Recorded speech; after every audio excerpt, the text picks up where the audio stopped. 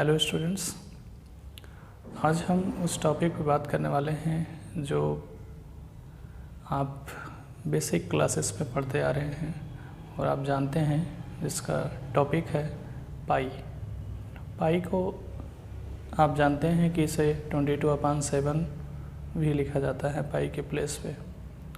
और मैं आज इस वीडियो में ये समझने की कोशिश करूँगा कि पाई क्या है और पाई में कुछ जो मुझे कंट्राडिक्शन दिखाई देता है, उस कंट्राडिक्शन को रिजॉल्व करने की कोशिश करेंगे। तो आइए इस वीडियो में इन सभी टॉपिक्स को समझने की कोशिश करते हैं कि पाई जो होता है वो है कि pi is equals to circumference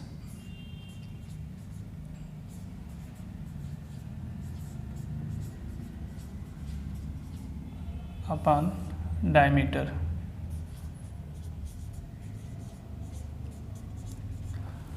pi is equal to circumference upon diameter of the circle.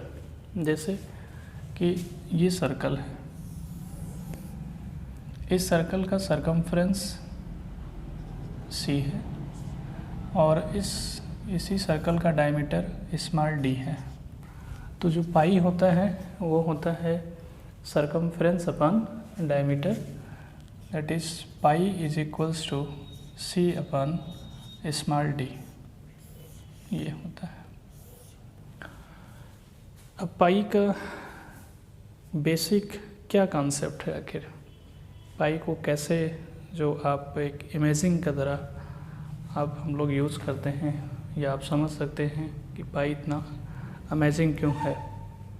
जैसे कि अमेजिंग की बात ये है कि जैसे एक सर्कल मैंने ये बनाया, एक दूसरा सर्कल ये है और एक सर्कल थोड़ा मैंने बड़ा सा इसको इससे बड़ा मैंने बनाया और एक छोटा सा सर्कल बना देते हैं। अब देखिए अमेजिंग बात यहाँ पे ये है कि अगर हम इस सर्कल का सरकमफ्रेंस मेज़र करें, जैसे मैंने मेज़र किया c1 आ गया और इसका डायमीटर मैंने मेज़र किया d1 आया।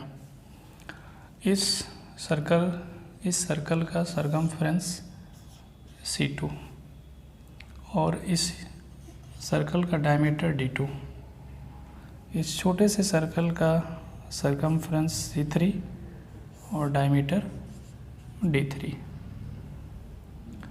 इस थोड़ा ये बड़ा सा सर्कल है, इस बड़े से सर्कल का सरकमफ्रेंस c4 और डायमीटर d4। सरकमफ्रेंस को आप मेज़र कर सकते हैं थ्रेड से। इस सरकमफ्रेंस पे आप थ्रेड को रखिए और स्केल से मेज़र कर लीजिए, तो इससे आपको सरकमफ्रेंस मेज़र हो जाएगा और स्केल से आप डायमीटर मेज़र कर सकते हैं।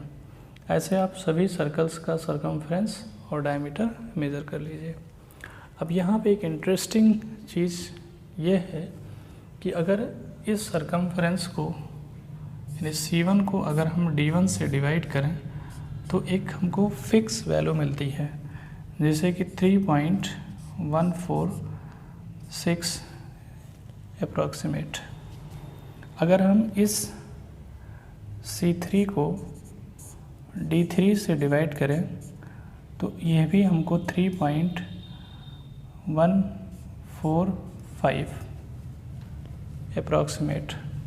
अगर हम यहाँ पे c2 को d2 के से डिवाइड करें तो यहाँ पर भी हमको मिलेगा 3.147 एंड सो ऑन, जो अप्रॉक्सीमेट वैल्यू है।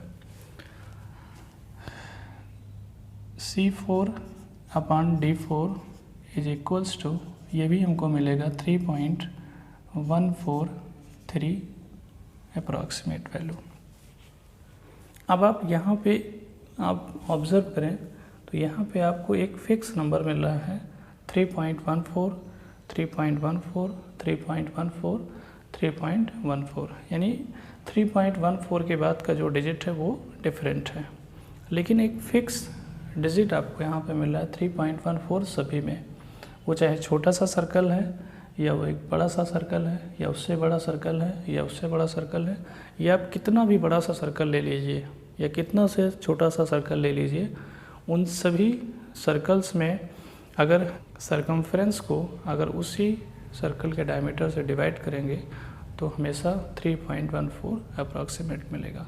तो इस फिक्स वैल्यू को हम जो है पाई कहते हैं, कि जो पाई होता है वो सरकमफ्रेंस अपॉन डायमीटर, और ये 3.14 अप्रॉक्सीमेट वैल्यू। ये अब आप ये तो आप पाई को समझ गए होंगे कि पाई क्या होता है, कि pi is the circumference upon diameter, और जो है जिसे आप 22/7 कहते हैं। यहाँ पे एक कंट्राडिक्शन हमको जो समझ में आ रहा है कि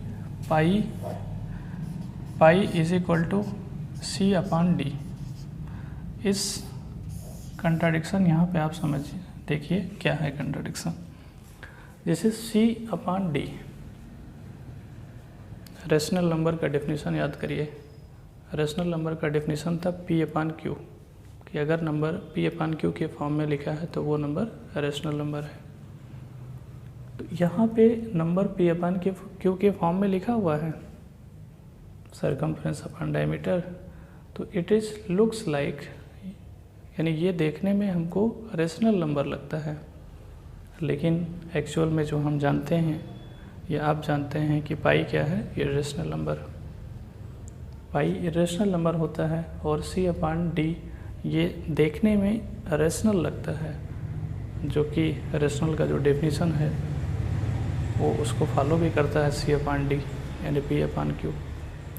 तो यहाँ पे क्या रॉन्ग है या यहाँ पे क्या कंट्राडिक्शन है? यहाँ पे कंट्राडिक्शन हमको समझ में आ रहा है कि ये रेशनल है, ये इरेशनल है, यानी रेशनल इरेशनल के इक्वल कैसे हो सकता है? रेशनल नंबर के इक्वल होगा, इरेशनल नंबर इरेशनल नंबर के इक्वल होगा, ये इरेशनल और रेशनल कैसे इक्वल हो गया? यहाँ पे हमको कंट्राडिक्शन मालूम होता है, लेकिन आंसर ये है कि यहाँ पे कोई भी कंट्राडिक्शन नहीं है। There is no contradiction, there is no contradiction, there is no contradiction. यानी सी अपॉन डी ये भी इरेशनल नंबर लिखा हुआ है। सर कैसे इरेशनल नंबर लिखा हुआ है? ये तो देखने में जो है पी अपॉन क्यू के फॉर्म में लिखा है तो ये तो रेशनल लग रहा है, लेकिन ये कैसे इरेशनल है? ओके, देखिए यहाँ पे आप समझिए कि जब आप सर्कल के सरकमफ्रेंस को आप मेज़र करते हैं, जैसे इस सर्कल है, सर्कल का सरकमफ्रेंस को हम मेज़र कर रहे हैं, तो मेज़र करते टाइम हम सरकमफ्रेंस को एग्जैक्ट मेज़र नहीं कर पाते हैं। यानी हम जो मेज़र करते हैं वो एक जो है रेशनल वैल्यू मेज़र होता है। We can not measure exact length of the circumference. Circumference का जो लेंथ है उसे हम एग्जैक्ट कभी नहीं मेज़र कर सकते हैं। सिमिलरली डायमीटर को भी, यानी जब हम डायमीटर को मेज़र कर रहे होते हैं उस समय तो डायमीटर को हम एग्जैक्ट मेज़र नहीं कर सकते हैं। इसका मतलब कि किसी भी का लेंथ, जैसे ये मार्कर है, इस मार्कर का लेंथ अगर हम मेज़र करें या आप मेज़र करें तो इसका लेंथ आप एग्जैक्ट मेज़र नहीं किया जा सकता है। यानी इसमें कुछ ना कुछ मिस्टेक ज़रूर रहेगा। जैसे आप किसी भी जो है स्केल से या अदर इंस्ट्रूमेंट से आप मेज़र करेंगे तो वो उसमें कुछ ना कुछ एरर्स रहता है, यानी एग्जैक्ट मेज़र नहीं हो पाता है। तो अब आप यहाँ पे समझिए, जब हम किसी का लेंथ एग्जैक्ट मेज़र नहीं कर सकते हैं तो हमसे मिस्टेक यहाँ पे ये होता है कि जैसे हमने सरकमफ्रेंस का लेंथ मेज़र किया या डायमीटर का लेंथ मेज़र किया और सरकमफ्रेंस की वैल्यू को डायमीटर की वैल्यू से मैंने डिवाइड किया तो वो 3.14 अप्रॉक्सीमेट जो है वो वैल्यू आया। अब मेज़र करते टाइम जैसे सरकमफ्रेंस मैंने मेज़र किया तो उस समय ये नहीं रियलाइज़ हो पाता है कि सरकमफ्रेंस इरेशनल है कि डायमीटर इरेशनल है या दोनों इरेशनल है। यानी दोनों में से सरकमफ्रेंस या डायमीटर या दोनों सरकमफ्रेंस या डायमीटर, इन दोनों में से कोई ना कोई एक या दोनों इरेशनल होता है उस मेजर करते समय। तो जब मेजर करते हैं तो उसमें से कोई एक इरेशनल रहता है, इसीलिए ये पूरा आपका C/D इरेशनल होता है और ये इरेशनल है, इसीलिए पाई आपका इरेशनल नंबर है। एक बार फिर से आप सुन लीजिए कि जब हम सरकमफ्रेंस को और डायमीटर को मेज़र करते हैं तो एग्जैक्ट मेज़र नहीं कर पाते हैं। उस समय दोनों में से कोई एक, चाहे सरकमफ्रेंस या डायमीटर या दोनों में से कोई इरेशनल हो जाता है, और जब इरेशनल हो जाता है तो C/D इरेशनल नंबर होता है, इसीलिए पाई आपका इरेशनल नंबर है।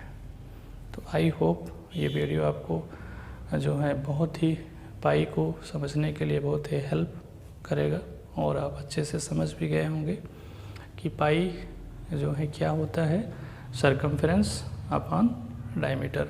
वो चाहे किसी भी टाइप का सर्कल हो, छोटा सा सर्कल हो या बड़ा सा सर्कल हो या उससे बड़ा सर्कल हो या कितना भी जो है बड़ा सा आप सर्कल लीजिए, उसके सरकमफ्रेंस को उसी के डायमीटर से जब आप डिवाइड करेंगे तो आपको पाई की वैल्यू मिलेगा, यानी 3.14 जो है एंड सो ऑन जो वैल्यू आपको मिलता जाएगा।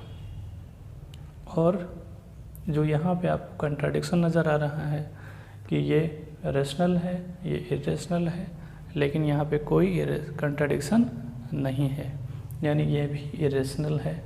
क्यों इरेशनल है?